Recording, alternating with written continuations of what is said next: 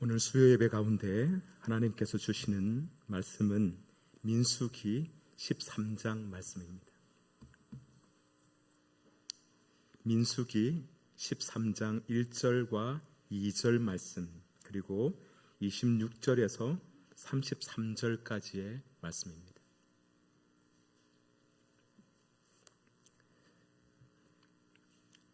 저와 함께 한 절씩 교독하도록 하겠습니다.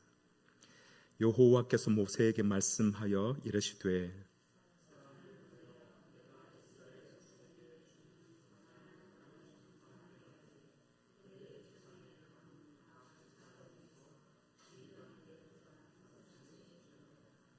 (40일) 동안 땅을 정탐하기를 마치고 돌아와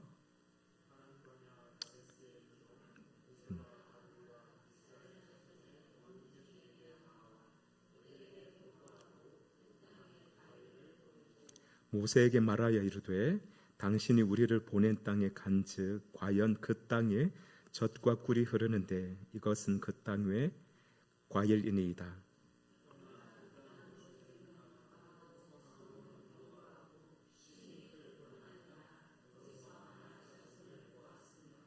아말렉인은 남방 땅에 거주하고 헷인과 여부수인과 아모리인은 산지에 거주하고 가나안인은 해변과 요단가에 거주하더이다.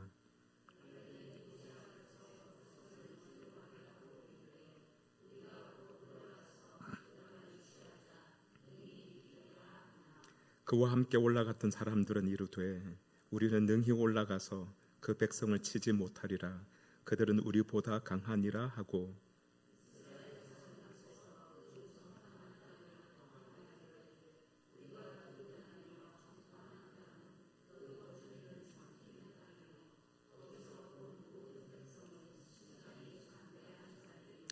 (33절입니다) 거기서 네피림 후손인 아낙 자손의 거인들을 보았나니 우리는 스스로 보기에도 메뚜기 같으니 그들이 보기에도 그와 같았을 것이니라. 이는 하나님의 말씀입니다. 아멘. 25절부터인데 제가 추보에 잘못 올렸나 봅니다. 엊그제 월요일 새벽에 짧은 기도문 하나를 소개했습니다. 스웨덴의 경제학자이자 유엔 사무총장을 지낸 다그 함마슐트라고 하는 분이 남긴 기도문입니다. 딱 두 문장인데요, 이렇게 되어 있습니다. 지나간 모든 것에 감사합니다. 그리고 다가올 모든 것을 긍정합니다. 지난 주일 맥주감사주일을 보내었는데요, 이 시점에서 우리가 드려야 할 기도가 아닌가 하는 생각이 들었습니다. 우리에게는 지난 6개월 동안 많은 일이 있었습니다. 기쁘고 감사한 일부터 많은 분에게서 축하받고 축복받는 일까지 그렇게 행복한 시간이 있었습니다. 하지만 때로는 답답하고 힘든 일, 예기치 못한 문제로 겪어야만 했던 공고함, 어떤 때는 남몰래 눈물을 흘렸던 시간도 있었습니다. 그럼에도 그 모든 일에 감사할 수 있는 믿음이 되기를 바랍니다. 뿐만이 아니라 앞으로 펼쳐질 6개월의 시간 동안 우리에게 어떤 일이 일어날지 전혀 알 수 없지만, 혹 그것이 부정적인 일이라 할지라도, 혹 우리를 두렵게 하는 일이라 할지라도, 일어난 모든 일에 대해서 하나님을 신뢰하며 긍정할 수 있는 믿음의 삶이 되기를 주님의 이름으로 축복합니다. 오늘부터는 가스펠 프로젝트 제3권 책을 공부하게 되는데요, 제목은 약속의 땅이라고 되어 있습니다. 책 내용은 가나안 땅에 들어가 가나안 땅 정탐 이야기부터 시작해서 광야에서 일어난 중요한 사건인 불뱀과 노뱀 사건, 그리고 요단강을 건너 가나안 땅에 들어가는 이야기, 그 땅을 정복해 가는 과정, 그 다음으로 이어지는 사사시대까지 다루고 있습니다. 오늘 우리가 함께 살펴볼 첫 번째 이야기는 가나안 땅 정탐과 관련한 사건입니다. 제목은 믿음을 잃으면이라고 되어 있고요, 신학적 주제는 화면을 보시면 하나님은 그 이름의 영광을 위해 믿음 없는 자들을 벌하고 구속하십니다 라고 되어 있습니다. 우리 함께 읽도록 하겠습니다. 하나님은 그 이름의 영광을 위해 믿음 없는 자들을 벌하고 구속하십니다. 첫 번째 소제목은 이렇게 되어 있습니다. 믿음을 잃으면 하나님의 능력 대신 자기 능력을 바라보게 됩니다. 어떤 내용인지 성경 속 이야기를 먼저 살펴보도록 하겠습니다. 이스라엘 백성들이 출애굽한 지 1년 남짓 지났습니다. 민수기 1장 1절을 보면 민수기의 시간적 배경이 나오는데요. 이렇게 말씀하고 있습니다. 이스라엘 자손이 애굽 땅에서 나온 후 둘째 해 둘째 달 첫째 날에 여호와께서 시내 광야 회막에서 모세에게 말씀하여 이르시되 둘째 해 둘째 달 첫째 날, 그러니까 출애굽한 지 1년이 지난 2월 1일입니다. 출애굽기 마지막 장 40장에 보면 성막이 완공되는 장면을 묘사하고 있는데요. 그때로부터 딱 한 달이 지난 시점입니다. 이때 하나님은 이스라엘 백성들이 약속의 땅에 들어갈 때가 되었다, 그렇게 생각하셨습니다. 그래서 오늘 본문 2절을 보면 이렇게 말씀합니다. 사람을 보내어 내가 이스라엘 자손에게 주는 가나안 땅을 정탐하게 하되 그들의 조상의 가문 각 지파 중에서 지휘관된 자 한 사람씩 보내라.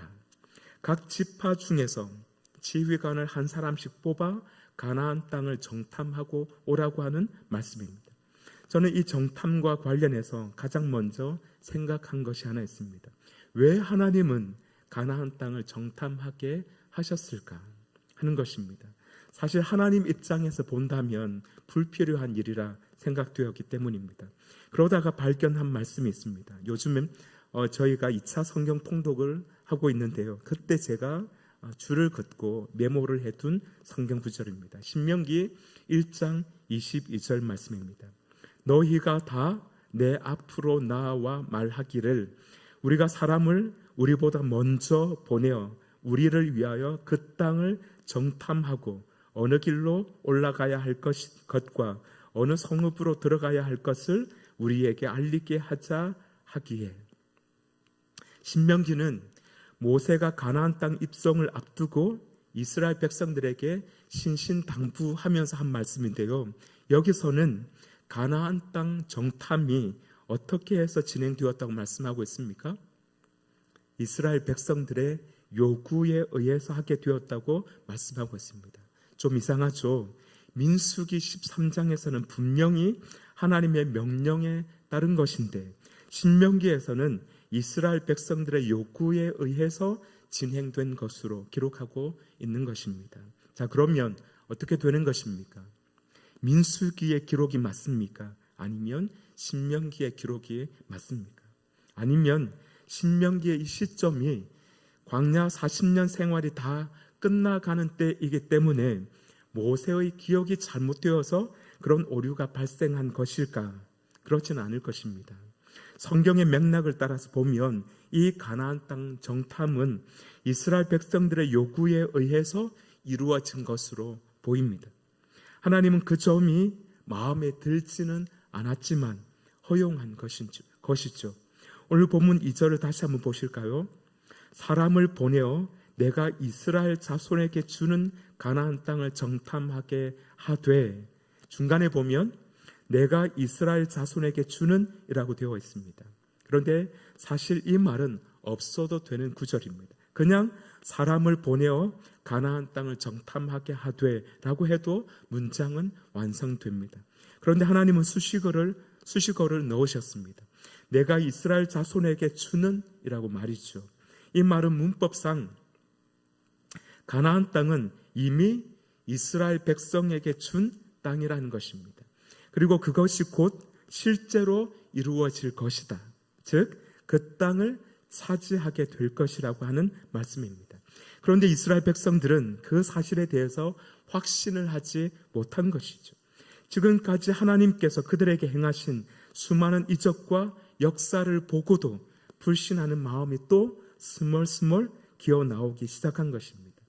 물론 성경이 이 점에 대해서 딱 부러지게 말씀하지 않기 때문에 제가 방금 말씀드린 것이 100% 맞다라고 말씀드릴 수는 없지만 내용을 유심히 살펴보면 가나안 땅 정탐은 이스라엘 백성들의 요구가 먼저 있었고 그에 대해서 하나님이 정말 그렇게 해야겠니? 그럼 해봐. 그렇게 해서 진행된 것이 아닐까 생각이 됩니다. 어쨌든 그렇게 해서 각 지파의 지휘관 12명이 가나안 땅을 정탐하게 되는데요. 모세가 명령한 대로 그 땅 거민이 강한지 약한지 또 그들의 수가 많은지 적은지 그 땅은 살기에 좋은지 나쁜지 성읍은 진영인지 산성인지 토지는 비옥한지 메마른지 나무는 있는지 없는지 아주 자세하게 살폈습니다. 그리고 40일이 지난 뒤에 정탐꾼들이 돌아왔습니다. 그들은 모세와 아론과 이스라엘 온 회중 앞에 서서 보고합니다. 먼저 그들은 그 땅의 열매를 보여주었습니다. 두 사람이 가지채 메고 온 포도나무와 무화과와 석류입니다. 그리고는 이렇게 말합니다. 27절 말씀입니다. 모세에게 말하여 이르되 당신이 우리를 보낸 땅에 간즉 과연 그 땅에 젖과 꿀이 흐르는데 이것은 그 땅의 과일이니이다. 이것으로 그 땅은 하나님의 말씀대로 아름다운 땅임이 확인되었습니다. 아마 광야에서 만나를 먹으며 살아가던 이스라엘 백성들에게 그 열매들은 하나님의 약속이 눈앞에 와 있다는 증거처럼 보였을 것입니다. 그런데 우리가 잘 아는 것처럼 보고가 여기서 끝나지 않았죠. 여기까지만 보고했다면 정말 좋았을 텐데 그래서 광야에서 모두 죽는 그런 일은 없었을 텐데 문제의 보고가 남아 있습니다. 28절 말씀입니다. 그러나 그 땅 거주민은 강하고 성읍은 견고하고 심이 클 뿐 아니라 거기서 아낙 자손을 보았으며 여기서 우리는 중요한 단어를 보게 되는데 그러나라는 단어와 맨 마지막에 있는 보았으며라는 단어입니다. 분명히 10명의 정탐꾼들은 가나안 땅이 하나님이 약속하실 때 말씀하신 것처럼 과연 젖과 꿀이 흐르는 땅임을 보았습니다. 그런데 시선이 옮겨갑니다. 하나님의 약속에서 그 땅의 현실로 말이죠. 그 땅의 강한 원주민, 견고하고 커다란 성읍, 거기에다 거인 족속의 아낙 자손까지. 그러자 그들은 그 현실에 시선을 사로잡히고 맙니다. 그러자 갈렙이 우리가 곧 올라가서 그 땅을 취하자 능히 이기리라. 그렇게 그들에게 용기를 북돋웠지만 소용없었습니다. 우리는 그 백성을 칠 수 없습니다. 그들은 우리보다 강합니다. 그 땅은 원주민을 삼키는 땅이고 거기서 우리가 본 사람들은 모두 신장이 장대한 사람들입니다. 그 중에는 네피림 후손인 아낙 자손의 거인들도 보았습니다. 그들을 보니 우리는 메뚜기 같았습니다. 여러분, 10명의 정탐꾼은 정탐을 잘 했습니다. 그 땅의 모습을 사실 그대로 보았습니다. 그들이 보고했던 것은 실제로 그 땅에는 강한 사람들이 살고 있었습니다. 그들이 보고했던 것처럼 말이죠. 성읍도 견고했습니다. 아낙 자손도 있었습니다. 그런데 그들이 잘못한 것이 있었습니다. 눈앞에 있는 현실만 보았던 것입니다. 그들의 계산에는 하나님이 없었던 것이죠. 그렇게 하나님을 계산해서 빼고 보니 답이 나오지 않는 것입니다. 달랑 남은 것은 자기들 힘뿐이었습니다. 그러니 상대는 거인이 되고 자신들은 메뚜기가 되는 것이죠. 성벽은 너무 높아서 감히 되돌 수조차 없게 된 것입니다. 그런데 같은 땅을 보고도 갈렙은 전혀 다른 말을 했습니다. 우리가 곧 올라가서 그 땅을 취하자 능히 이기리라. 갈렙은 현실을 몰랐던 사람이 아닙니다. 갈렙도 같은 거인을 보았습니다. 같은 성벽을 보았습니다. 같은 아낙 자손을 보았습니다. 그러나 갈렙은 눈에 보이는 현실보다 하나님을 더 크게 본 것입니다. 이것이 바로 믿음입니다.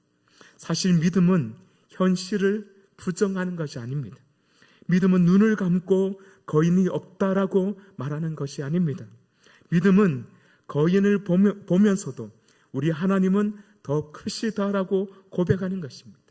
현실을 외면하는 것이 아니라 현실보다 훨씬 더 크신 하나님을 바라보는 것, 그것이 믿음입니다. 사랑하는 여러분, 우리도 살아가면서 10명의 정탐꾼처럼 계산할 때가 참 많습니다. 하나님께서 내가 함께 하겠다라고 말씀하시는데도 우리는 현실부터 계산하곤 합니다. 가진 것은 얼마나 되는지, 부족한 것은 무엇인지, 내 능력으로 할 수 있는 것은 어디까지인지 먼저 따져보는 것이죠. 그런데 여러분, 우리의 계산에서 하나님이 빠지는 순간 어떤 문제도 답을 찾을 수 없게 될 것입니다. 하나님을 빼고 계산하면 언제나 부족합니다. 하나님을 빼고 계산하면 언제나 불가능합니다. 하나님을 빼고 계산하면 우리는 결국 안 됩니다. 못합니다. 불가능합니다. 라는 결론에 이르게 되는 것이죠. 반대로 하나님을 계산에 넣으면 이야기가 달라집니다. 문제의 크기가 작아지지는 않습니다. 성벽이 낮아지는 것도 아닙니다. 거인이 사라지는 것도 아닙니다. 모든 것은 그대로입니다. 그러나 그 모든 것보다 크신 하나님이 함께 하시기 때문에 계산의 결과는 완전히 달라지게 되는 것입니다. 다윗을 보십시오. 다윗은 골리앗을 보고, 사람들은 골리앗을 보고 너무 커서 이길 수 없다고 말했습니다. 그러나 다윗은 골리앗의 크기가 문제가 되지 않았습니다. 왜냐하면 그에게는 하나님의 이름이 있었기 때문입니다. 그렇습니다. 인생의 문제를 계산할 때도 하나님을 빼면 안 됩니다. 자녀의 문제를 고민하고 계십니까? 하나님을 그 계산에 꼭 넣으십시오. 먹고 사는 문제를 염려하고 계십니까? 건강의 문제를 걱정하고 계십니까? 아니면 노년의 삶에 대한 답을 찾고 계십니까? 그 계산에 하나님을 반드시 넣으시기 바랍니다. 그러면 답이 제대로 된 답이 나올 것입니다. 하나님은 변수가 아니라 상수입니다.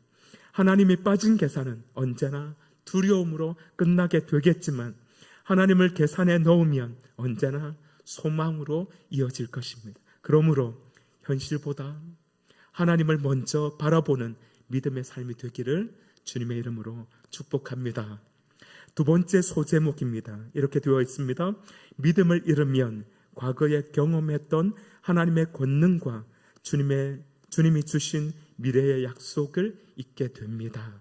라고 되어 있습니다. 다시 말하면 믿음을 잃으면 하나님께서 하신 일도 있고 하나님께서 하실 일도 믿지 못하게 된다 하는 말씀입니다. 하나님께서 이미 하신 일도 있게 되고 앞으로 하실 일도 있게 된다 하는 말씀입니다. 오늘 본문을 계속해서 읽어보면 10명의 정탐꾼의 보고를 들은 백성들의 반응이 나옵니다. 민수기 14장 1절 말씀입니다. 온 회중이 소리를 높여 부르짖으며 백성이 밤새도록 통곡하였더라. 한 사람도 아니고 한 지파도 아닙니다. 이스라엘 온 회중이 밤새도록 울었습니다. 그리고는 모세와 아론을 원망하기 시작합니다. 우리가 애굽 땅에서 죽었으면 좋았을 것을, 우리가 이 광야에서 죽었으면 좋았을 것을, 어쩌자고 하나님은 우리를 이 땅으로 데려와서 이렇게 죽게 하시는 겁니까? 우리 아내와 자식들이 사로잡히게 생겼습니다. 애굽으로 돌아가는 것이 훨씬 낫겠습니다. 여러분, 이상하지 않습니까? 분명히 그들은 애굽에서 종살이 했던 사람들입니다. 그곳에서 벽돌을 구웠고 채찍에 맞으며 살았습니다. 그들에게 있어서 애굽은 노예의 땅이었습니다. 고통의 땅이고 눈물의 땅이었습니다. 그런데 지금 뭐라고 말합니까?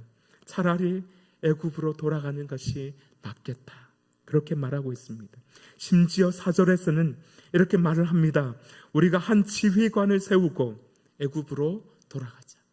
한 지휘관을 세우고 애굽으로 돌아가자. 이것이 바로 믿음을 잃은 사람의 모습입니다. 믿음을 잃으면 현실만 크게 보이는 것이 아니라 과거의 기억까지 왜곡해서 보게 되는 것입니다. 노예였던 애굽이 그리운 곳이 되고 하나님의 은혜로 구원받았던 역사는 희미해지게 되는 것이죠. 사실 그들은 출애굽 사건 때부터 지난 1년 동안 수많은 하나님의 역사를 눈으로 보았고 직접 경험했습니다. 출애굽 사건 때는 하나님께서 애굽에 내린 10가지 재앙을 직접 경험했고 보기도 했습니다. 홍해가 갈라져서 마른 땅을 직접 건너기도 했습니다. 애굽의 전차와 마병이 홍해 물속에 수장되는 것도 보았습니다. 광야길에 돌아섰을 때는 쓴물이 단물이 되는 것도 경험했습니다. 하늘에서 만나가 내리고 메추라기가 내려서 지금 현재도 배불리 먹고 있습니다. 반석이 터져서 물이 나왔고 그 물을 지금 마시고 있습니다. 낮에는 구름 기둥이, 밤에는 불 기둥이 지금도 그들을 인도하고 있습니다. 심지어 하나님은 성막 가운데 임재해 계십니다. 멀리 계신 것도 아닙니다. 그들의 진영 한가운데 성막이 있고 그 가운데 하나님의 영광이 충만해 임재해 계십니다. 그런데 지금 그들은 어떤 상태입니까? 지금까지 아무 일 없었던 것처럼, 하나님이 아무 일도 행하지 않으신 것처럼 그렇게 말하고 있는 것입니다. 왜 그렇습니까? 눈앞의 두려움이 하나님의 은혜를 덮어버렸기 때문입니다. 믿음을 잃으면 현재의 현실만 커지는 것이 아닙니다. 과거의 기억도 함께 흐려집니다. 하나님께서 지금까지 베풀어 주신 은혜는 기억 속에서 싹둑 잘려버리고 눈앞에 놓인 문제만 또렷하게 보이기 시작하는 것입니다. 그렇습니다. 믿음을 잃으면 기억도 잃습니다. 정확히 말하면 하나님의 은혜를 기억하지 못하게 됩니다. 기도 응답받았던 일도, 어려움에서 건져주셨던 것도, 병을 고쳐주신 일도, 눈물 가운데 위로해 주셨던 일도 잊어버리게 됩니다. 먹을 것을 채워주셨던 일도, 좋은 사람을 만나게 해주신 그 일도, 절망 가운데 빠졌을 때 일어설 힘을 주셨던 그 일도 기억하지 못하게 됩니다. 하나님께서 우리 가정을 지켜주셨던 은혜도, 자녀들을 돌보아 주셨던 그 은혜도, 하나님께서 우리 교회를 지금까지 인도해 주신 은혜도 우리는 기억 저편에 묻어두게 되는 것입니다. 그렇게 되면 마음속에는 감사보다 원망이, 믿음보다 두려움이, 소망보다 염려가 자리를 잡게 되는 것입니다. 뿐만 아닙니다. 믿음을 잃으면 주님께서 주신 미래의 약속도 잊어버리게 됩니다. 하나님께서 이미 13장 2절에서 이렇게 말씀하셨죠. 내가 이스라엘 자손에게 주는 가나안 땅이라고 말이죠. 하나님은 이미 미래를 약속하셨습니다. 그런데 이스라엘 백성들은 그 약속보다 눈앞의 현실을 더 믿었습니다. 그래서 우리는 들어갈 수 없습니다. 우리는 메뚜기와 같습니다 라고 하는 그런 말을 하고 있는 것이죠. 그러나 여호수아와 갈렙은 달랐습니다. 그들은 현실보다 하나님의 약속을 더 신뢰했습니다. 그래서 민수기 14장 7절은 이렇게 말씀합니다. 이스라엘 자손의 온 회중에게 말하여 이르되 우리가 두루 다니며 정탐한 땅은 심히 아름다운 땅이라. 심히 아름다운 땅이라 라고 말씀합니다. 여호수아와 갈렙은 가나안 땅을 그렇게 부르고 있습니다. 원문에서는 심히라고 번역된 단어가 두 번 반복되고 있는데요. 토바 하아레츠 메오드. 이 말은 아주 아름다운 땅이라는 의미입니다. 그런데 실제 가나안 땅은 아름답기만 하지 않습니다. 산악 지형도 있고 협곡 같은 곳도 있고 사막 지형도 있습니다. 그럼에도 불구하고 그렇게 말하는 이유는 그들이 하나님의 약속의 눈으로 그 땅을 바라보았기 때문입니다. 그렇기 때문에 여호수아와 갈렙은 14장 8절 말씀입니다. 하나님께서 우리를 기뻐하시며 우리를 그 땅으로 인도하여 들이시고 그 땅을 우리에게 주시리라. 이는 과연 젖과 꿀이 흐르는 땅이니라 라고 담대히 말할 수 있었던 것입니다. 그렇습니다. 믿음은 눈에 보이는 현실보다 하나님의 약속을 더 신뢰하는 것입니다. 하나님께서 지금까지 인도하셨다면 앞으로도 인도하실 것을 믿는 것입니다. 하나님께서 시작하신 일은 하나님께서 반드시 이루실 것을 믿는 것입니다. 그러므로 믿음이 흔들릴 때 가장 먼저 해야 할 일은 하나님께서 내 삶에 베풀어 주신 은혜를 기억하는 것입니다. 하나님께서 나를 여기까지 어떻게 인도하셨는지, 어떤 위기 속에서 나를 붙들어 주셨는지, 어떤 순간에 나의 길을 열어주셨는지 다시 돌아보는 것입니다. 그런 다음 그 기억 위에서 하나님의 그 약속을 다시 붙드는 것입니다. 하나님은 과거에만 역사하는 분이 아닙니다. 오늘도 우리와 함께 하시며 지금도 우리와 함께 하시며 앞으로도 자기 백성을 끝까지 인도하시는 분이십니다. 이 일을 위해서 하나님께서 우리에게 보내신 분이 계십니다. 바로 성령님이십니다. 성령님은 하나님의 약속을 우리 마음 가운데 새겨주시고 하나님의 은혜를 기억하게 하시며 앞으로 이루실 하나님의 나라를 소망하게 하시는 분이십니다.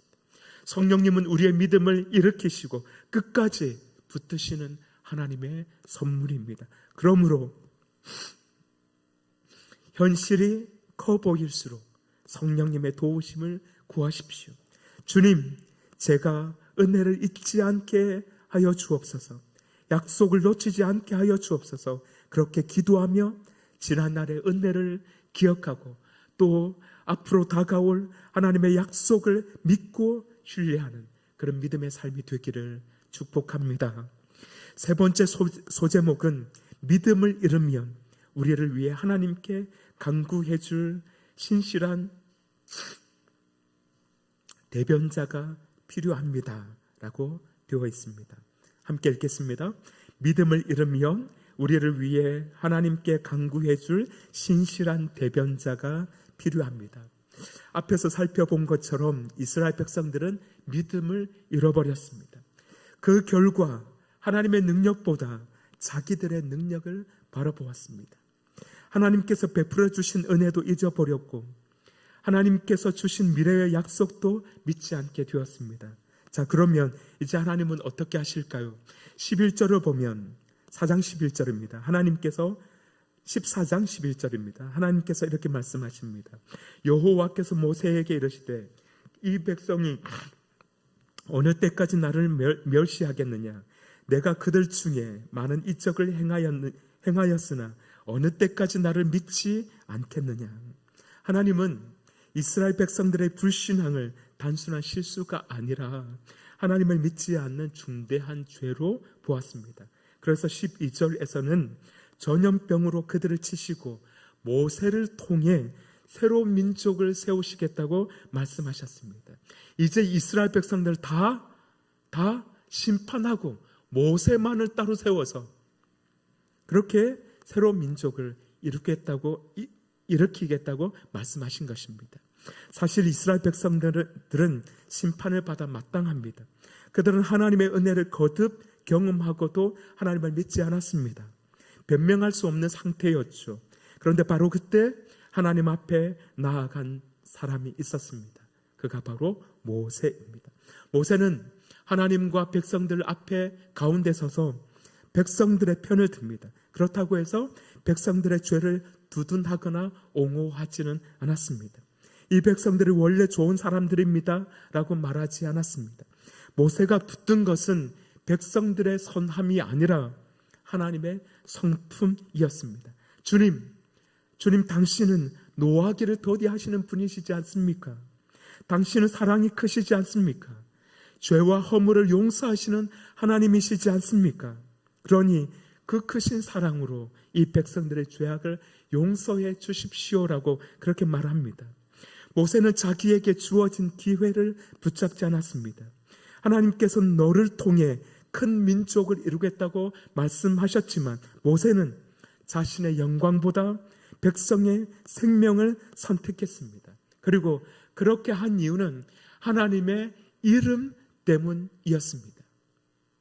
만약에 하나님께서 이스라엘 백성들을 다 심판해 버리신다면, 죽여버리신다면, 애굽에서 출애굽했는데 그 애굽의 사람들이 그 모습을 보고 그러려고 당신은 그 백성들을 데리고 나갔습니까? 라고 하면서 하나님의 이름에 먹칠할 것이라고 생각했기 때문입니다. 하나님은 바로 그 하나님의 이름을 이야기하면서 하나님의 영광을 이야기하면서 하나님 앞에서 중재한 것입니다. 그렇게 해서 이스라엘 백성들은 다시 회복되게 됩니다. 물론 심판받습니다. 전염병을 통해서 심판받게 되고 앞으로 일어날 여러 사건을 통해서 만 20세 이상의 모든 이스라엘 백성들은 죽게 됩니다. 그래서 가나안 땅에 들어가지 못하게 됐죠. 오직 여호수아와 갈렙 그리고 20세 이하의 이스라엘 백성 출애굽한 그 백성들만 하나님께서 남겨두시고 가나안 땅에 들어가게 됩니다. 이렇게 해서 모세를 중재를 통해서 하나님의 은혜를 경험하게 되는 것이죠. 그런데 이 모세의 중재에는 한계가 있었습니다. 모세는 백성을 위해서 기도할 수는 있었지만 그들의 모든 죄를 지을 수는 없었습니다. 모세 또한 죄인이었기 때문입니다. 그래서 하나님께서는 우리에게 완전한 대변자를 보내주셨습니다. 그분이 바로 예수 그리스도입니다. 예수님을 통해서 우리는 온전하게 회복되는 것입니다. 우리의 모든 죄를 용서받게 되는 것입니다. 모든 생명, 예수 그리스도를 믿는 모든 생명은 하나님 앞에서 살아나게 되는 것입니다. 하나님은 그 은혜를 우리에게 주셨습니다. 그러므로 그 참된 대변자이신 예수 그리스도를 붙들고 믿음으로 살아가게 되기를 바랍니다. 여러분, 우리의 소망은 우리의 믿음이 강한 데 있지 않습니다. 우리의 소망은 우리를 위해서 지금도 간구하시는 예수 그리스도께 있습니다. 우리는 때때로 믿음을 잃고 은혜도 있습니다. 약속을 놓칠 때도 있습니다. 그러나 예수님은 우리를 포기하지 않으십니다. 우리의 신실함이 아니라 예수님의 신실함이 우리를 붙들고 있습니다. 그러므로 믿음이 흔들릴 때, 믿음이 연약해질 때 우리의 자신을 바라보지 않고 우리를 위해서 하나님 앞에 서 계시는 예수 그리스도를 바라보게 되기를 바랍니다. 그리하여 회복되고 완전한 구원을 얻게 되는 우리의 삶이 되기를 주님의 이름으로 축복합니다. 기도하겠습니다. 사랑이 많으신 하나님, 저희들은 참 부족합니다. 이스라엘 백성들과 다르지 않습니다. 그래서 눈앞의 현실이 커질 때 하나님의 능력보다 우리의 연약함을 먼저 바라보곤 합니다. 하나님께서 베풀어 주신 은혜도 있고 하나님의 약속도 잊어버립니다. 때로는 우리의 대변자가 되시는 예수님마저 잊어버리곤 합니다. 우리의 연약함과 불충함을 용서해 주시고 우리의 오늘 주신 말씀을 따라 오직 예수 그리스도 바라보면서 믿음의 여정을 회복하며 나아갈 수 있도록 인도하여 주옵소서. 그리하여 연약한 믿음 가운데서도 회복되고 승리하는 복된 믿음의 여정을 걸어갈 수 있도록 인도하여 주옵소서. 예수님의 이름으로 기도드립니다. 아멘.